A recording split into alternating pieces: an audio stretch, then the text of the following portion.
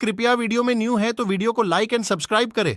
संजय कहते हैं, राजन, कर्ण और अर्जुन के संग्राम में बाणों द्वारा सारी सेनाएं रौंद डाली गई थीं और अधिरथ पुत्र कर्ण पैदल होकर मारा गया था। यह सब देखकर राजा शल्य, जिसका आवरण एवं अन्य सारी सामग्री नष्ट कर दी गई थी, कौरव सेना के रथ, घोड़े और हाथी मार डाले गए थे। सूतपुत्र का भी वध कर दिया गया था।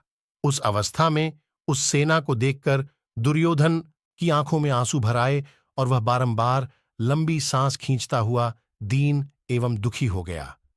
शूरवीर कर्ण पृथ्वी पर पड़ा हुआ था। उसके शरीर में बहुत से बाण व्याप्त हो रहे थे तथा सारा अंग खून से लथपथ हो रहा था। उस अवस्था में दैवेच्छा से पृथ्वी पर उतरे हुए सूर्य के समान उसे देखने के लिए सब लोग उसकी लाश को घेर कर खड़े हो गए। कोई प्रसन्न था तो कोई भयभीत, कोई विषादग्रस्त था तो कोई आश्चर्यचकित तथा दूसरे बहुत से लोग शोक से मृतप्राय हो रहे थे। आपके और शत्रु पक्ष के सैनिकों में से जिसकी जैसी प्रकृति थी, वे परस्पर उसी भाव में मग्न थे। जिसके कवच, आभूषण, वस्त्र और अस्त्र शस्त्र छिन्न भिन्न होकर पड़े थे, उस महाबली कर्ण को अर्जुन द्वारा मारा गया देख कौरव सैनिक निर्जन वन में सांड के मारे जाने पर भागने वाली गायों के समान इधर उधर भाग चले।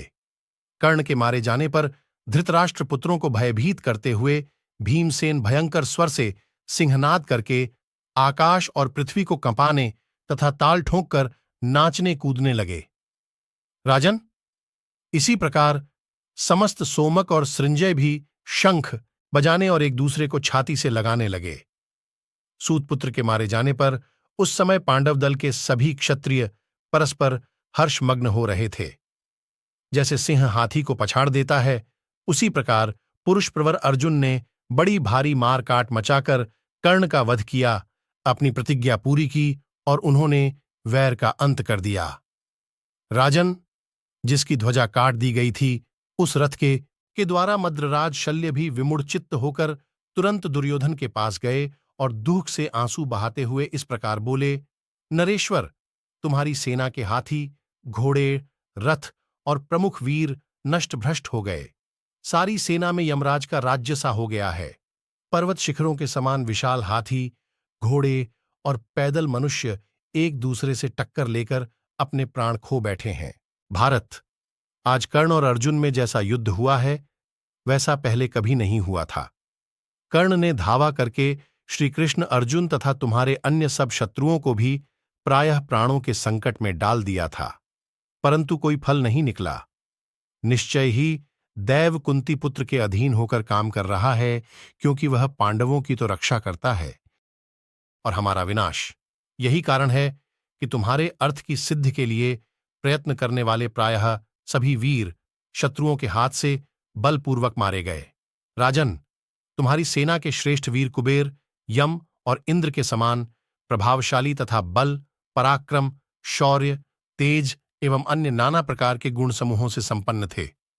जो राजा तुम्हारे स्वार्थ की सिद्धि चाहने वाले और अवध्य के समान थे, उन सबको पांडवों ने युद्ध में मार डाला। अतः भारत, तुम शोक न करो। यह सब आरंभ का खेल है। सबको सदा ही सिद्धि नहीं मिलती, ऐसा जानकर धैर्य धारण करो। मद्रराज शल्य की ये बातें सुनकर और अपने अन्याय पर भी मन ही मन दृष्टि डालकर दुर्योधन बहुत उदास एवं दुखी हो गया। वह अत्यंत पीड़ित और अचेत सा होकर बारंबार लंबी सांसें भरने लगा। महाभारत की ऐसी कई रोचक कहानियां हैं जो हम आपको बताते रहेंगे। हमसे जुड़े रहने के लिए हमारे चैनल को सब्सक्राइब कीजिए। आपका बहुत बहुत धन्यवाद।